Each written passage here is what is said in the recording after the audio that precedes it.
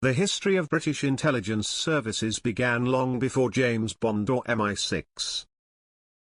It began in an age when faith and politics were inseparable, when kingdoms rose and fell over religion, and when a single intercepted letter could determine a nation's fate. In the middle of the 16th century, the Kingdom of England stood isolated. Catholic Europe, in which neighbouring Spain and France dominated, considered the Anglican Protestant kingdom a dangerous heresy.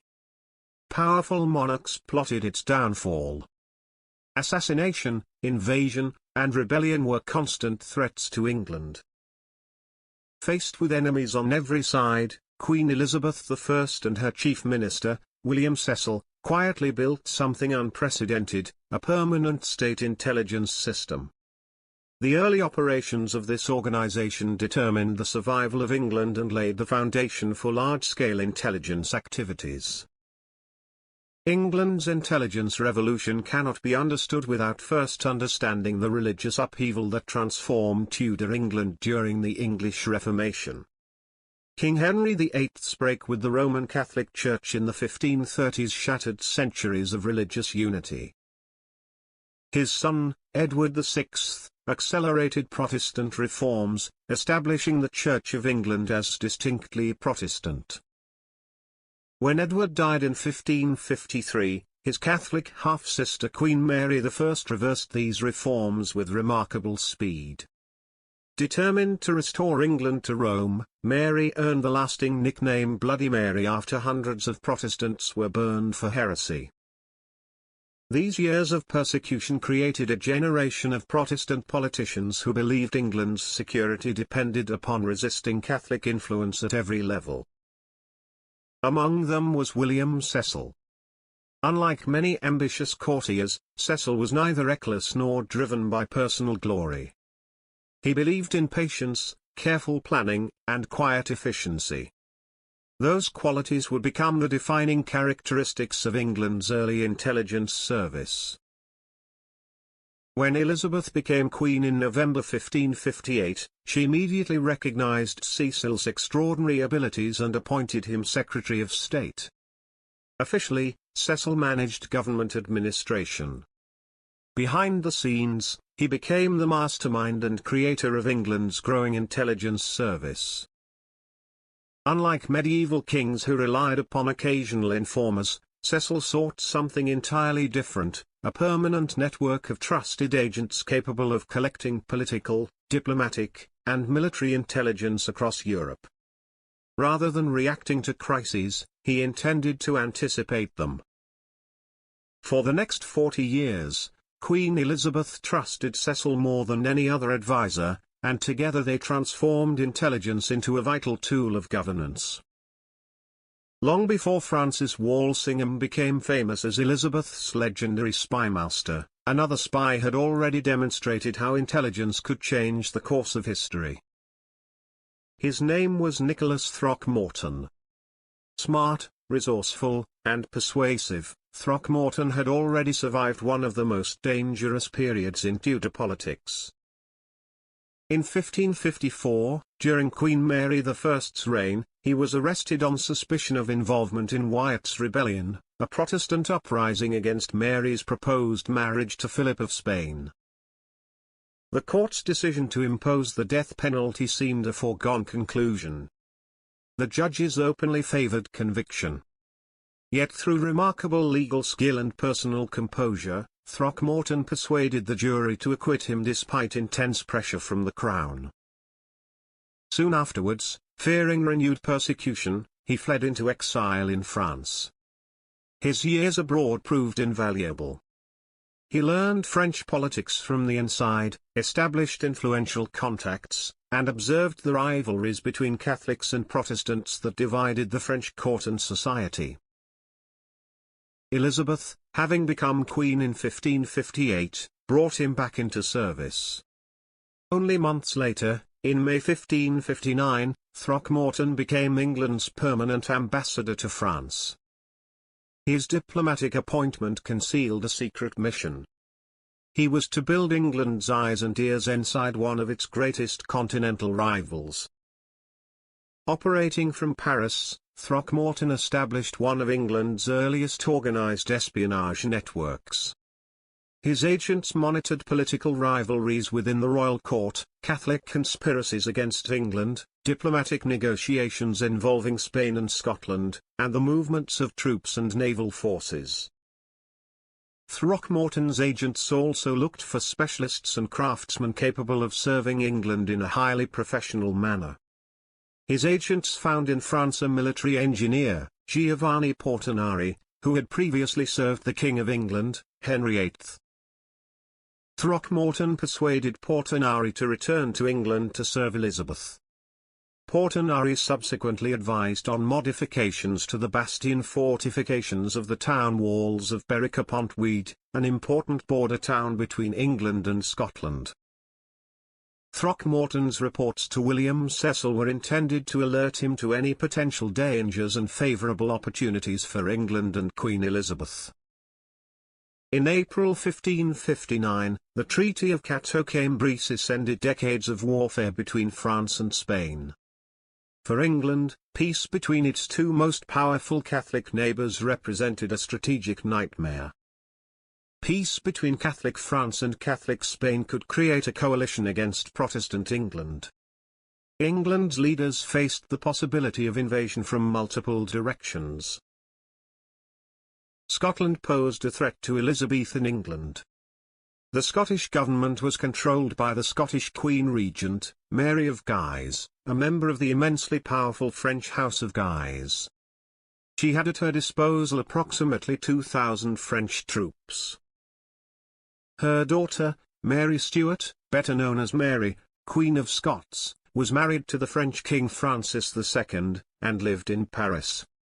Even more dangerously for Elizabeth, Mary Stuart possessed a legitimate dynastic claim to the English throne through her Tudor ancestry. If France had strengthened its military position in Scotland, England might have faced an invasion from the north, simultaneously with a Spanish invasion across the Channel. Spain owned the Netherlands and had many harbours well suited to concentrating naval forces for an invasion of England. The reports received from Throckmorton confirmed Cecil's worst fears. French forces were steadily increasing their military presence in Scotland. In addition to the French troops already present in Scotland, a 3,000-strong elite French force fortified the port of Leith, north of Edinburgh. At this time, Leith was heavily fortified, forming the modern octagonal fortress with bastions, in the style of Italian fortification architecture. The bastioned fort of Ramsey guarded the port harbour. After being reinforced by the arrival of French troops, Leith became a powerful base capable of supporting larger-scale operations. To Cecil, this was not defensive preparation. It looked like the initial stage of a permanent French occupation. Queen Elizabeth initially resisted military intervention. War was expensive. He disliked supporting rebellions against legitimate monarchs. But using Throckmorton's detailed reports, Cecil demonstrated that France's expanding military presence threatened England's very survival. The evidence eventually persuaded Elizabeth. In early 1560, English troops and naval forces crossed into Scotland to support the Protestant lords of the congregation against the French-backed Queen Regent Mary of Guise. The culmination of the military campaign was the Siege of Leith. French reinforcements struggled to reach Scotland. English naval superiority, combined with Scottish resistance, gradually weakened French control. After Mary of Guise died from illness, the armed conflict ended with the Treaty of Edinburgh in July 1560. French troops withdrew from Scotland. The centuries-old Auld Alliance between France and Scotland was effectively broken. Throckmorton's intelligence reports had fundamentally shaped England's foreign policy. This became one of the earliest examples of strategic intelligence directly influencing state decision-making. Throckmorton was not working alone. Another trusted agent of William Cecil was Henry Killigrew. Killigrew specialized in sensitive diplomatic and covert assignments. In 1559, acting under Cecil's orders and in collaboration with Throckmorton, he secretly organized the escape of James Hamilton, the Earl of Arran, from France to England, a politically significant operation that removed an important Protestant nobleman from potential French influence. The following year, Killigrew obtained valuable intelligence regarding a French naval squadron commanded by the Marquis d'Elbeuf. The fleet was preparing to reinforce French troops during the Siege of Leith, but was scattered and partially destroyed by a storm. This information helped English leaders evaluate France's military intentions and prepare their response.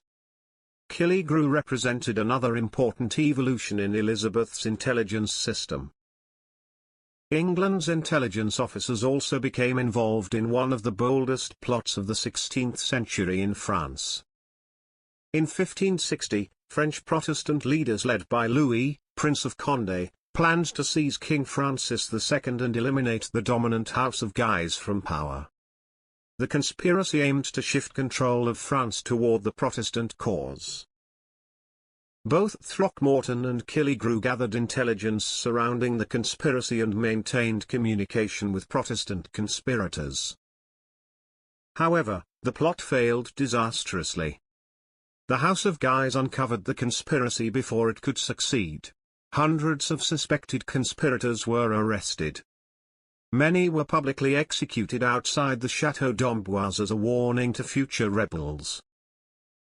Throckmorton was also arrested and jailed as persona non grata, lacking diplomatic immunity. The episode demonstrated the extraordinary risks faced by Elizabeth's intelligence officers. Although Throckmorton was later released and retained his position as ambassador. The political landscape shifted dramatically again in December 1560. King Francis II died unexpectedly from illness. Mary Stuart lost her position as Queen of France and returned to Scotland. The House of Guise suddenly lost much of its influence over the French crown.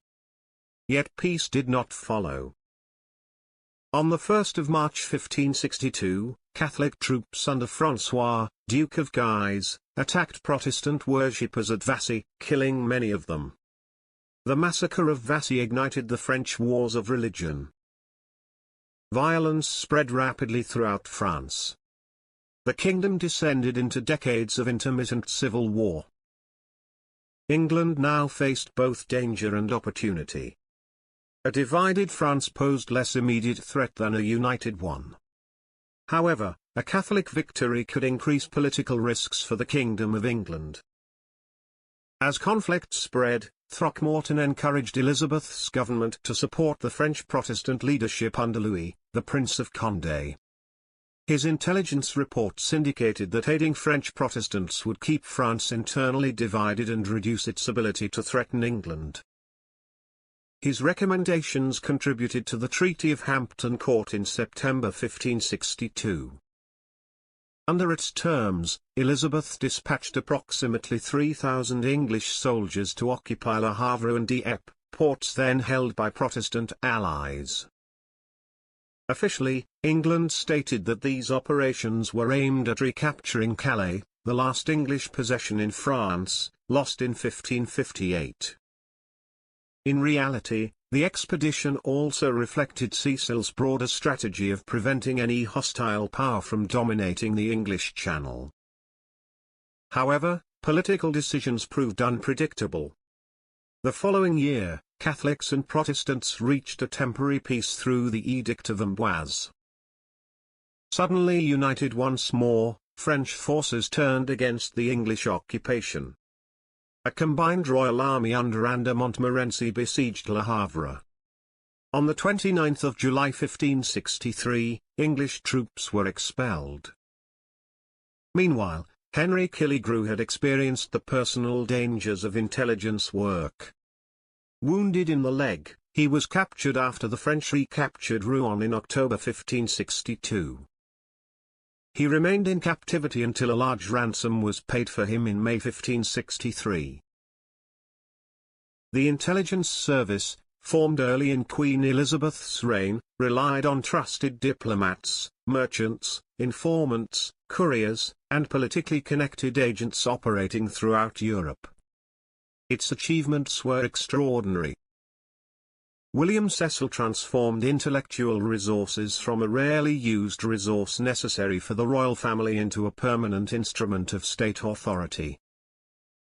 Nicholas Throckmorton demonstrated how diplomatic missions could conceal sophisticated espionage networks capable of shaping national policy. Henry Killigrew showed that intelligence officers could combine covert operations and delicate diplomatic assignments. Their work helped prevent French domination of Scotland, strengthened Protestant alliances across Europe, and gave Elizabeth's government precious warning of threats before they became military crises. Within a decade, another remarkable figure, Francis Walsingham, began to lead and greatly expand this service, creating one of the most informed intelligence networks in Renaissance Europe. But Walsingham did not begin the story. He improved on the mechanism that had already been created by William Cecil, Nicholas Throckmorton, Henry Killigrew and their early agents, who stood at the origins of the English Secret Service.